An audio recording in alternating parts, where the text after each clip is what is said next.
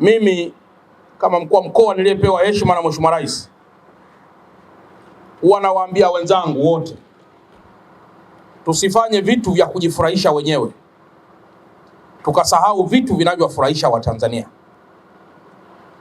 Mkirudisha nyuma historia miaka mitatu nyuma,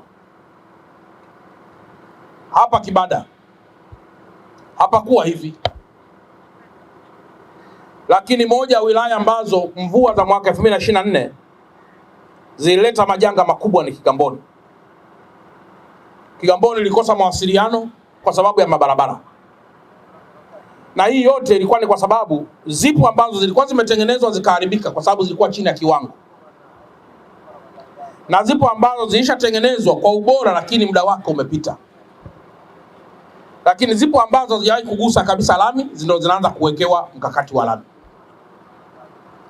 Baada ya kukaa na Mheshimiwa Rais, tukamweleza umuhimu wa Kigamboni kwa ujumla wake, na yeye akakiri kuufahamu umuhimu huo na kwamba lazima aweke fedha ili ziweze kuendelea kutatua matatizo ya barabara yaliyoko katika wilaya ya Kigamboni. Nafahamu barabara nyingi huko pembeni bado hazijatengenezwa, na nafahamu kimekuwa ni kilio kikubwa kwa Watanzania wengi wa Kigamboni, lakini naomba mnisikilize kwa yafuatayo, kwamba lia unavyoweza kulia, lakini ifike wakati mpe Mungu sifa. Nisikilizeni kidogo.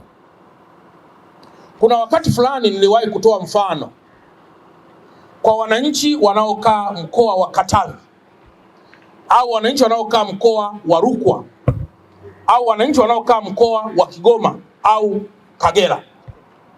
Nikawaambia mgonjwa wa kansa au wa figo au wa moyo katika mikoa hiyo anapewa rufaa aje kutibiwa Dar es Salaam, mahali ambapo hana dada, hana mama, hana kaka wala ndugu. Na akifika hapa kwa bahati mbaya, gharama za mgonjwa zinakuwa kubwa, na amemleta mgonjwa akiwa hai, na kwa bahati mbaya mgonjwa anamrudisha akiwa amefariki. Nikawaambia wana Dar es Salaam kwamba unaweza ukawa unalia huna kituo cha afya, unaweza ukawa unalia huna zahanati, lakini ukipiga hatua 4 kuna hospitali kubwa ya binafsi, au ukipanda daladala moja umeshafika Muhimbili, au ukipanda daladala moja umeshafika Ocean Road. Nikawaambia wana Dar es Salaam, toeni masikitiko mnavyoyatoa, lakini muwe pia mnatafakari kwamba wapo wenzetu ndani ya nchi yetu ambao tukijilinganisha nao sisi tuna wafadhali kuliko wao.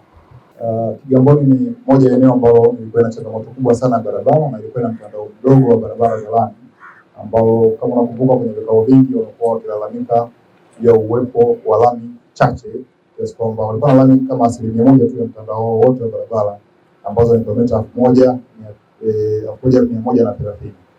Lakini kupitia model MP2 serikali ilikuwa imeidhinisha ujenzi wa zaidi ya kilomita 43 ambazo zote tumepata wakandarasi kwa jumla shilingi milioni 109.7, ambapo wakandarasi wamegawanywa kwenye makundi manne. Kundi moja wapo ni ile ambalo tuko leo, barabara ya Lingia Nyakwale, Gofigo Shangwe, Mizimbini, lakini pia Kibada Plot. Jumla zaidi ya kilomita 10.45 zinatengenezwa kwenye hii kata ya Kibada Plot, na hadi sasa mkandarasi amekwisha kutekeleza kazi hizi kwa zaidi ya 73%. Yuko nyuma kidogo kwa 5%, lakini anatarajiwa kukamilisha kazi hii tarehe 10 mwezi wa 10, pamoja na changamoto ndogo ambazo zipo za fidia kidogo kwa barabara ya Gofigo Shangwe, lakini pia na Mzimuni.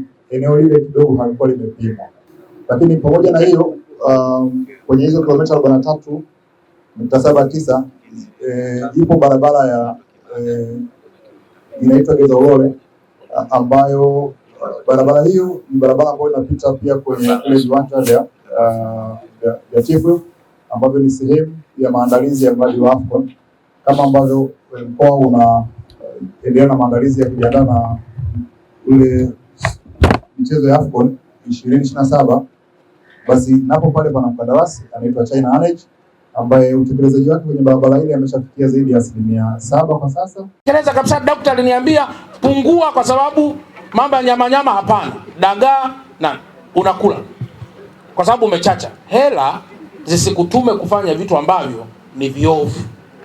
Hela isikufanye kuwa mtumwa. Hela kuna wakati inakufanya uwe mjinga. Umeona leo wale wenzetu kule wameishi na mahela, lakini sasa hivi wanasema wanataka wahame sayari ya dunia wakakae mbinguni huko juu.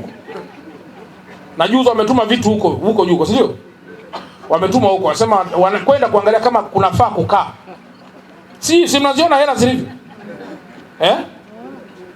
Mnaziona hela zilivyo? Lakini haimtumi kwenda kujenga kaburi chini ardhini ili akaishi huko kaburini. Yeye anataka juu. Kwa hela ukiwa nayo, kwanza isiwe silaha ya kuona kwamba umefika sana. Ni za kawaida. Zisikutulize saikolojia yako iwe safi.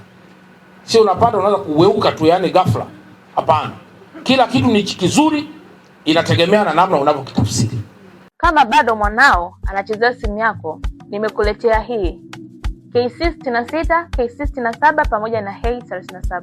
Hizi tablet ni tablet ambazo zina uwezo wa kukaa na chaji kwa muda mrefu. Pia unaweza kuweka line pamoja na kuconnect internet, ambazo ndani utakuta kuna Netflix, YouTube, Instagram pamoja na Play Store. Hizi tablet pia ni tablet ambazo zina kioo kigumu ambacho sio rahisi kuvunjika, na pia zina battery ambazo zina uwezo wa kutunza chaji kwa muda mrefu. Mtoto wako akishika hii, simu yako iko salama. Tablet aina ya A37 unaipata kwa $160,000 tu, na tablet aina ya KC66 unapata kwa bei ya $165,000. Ndio kwa wasiliana nasi kwa nambari 0759591123 au kupitia mtandao wetu wa kijamii @tabletzetu_tz. Tunapatikana Sizamori, Dar es Salaam. Kucheza huku akijifunza sio kupoteza muda.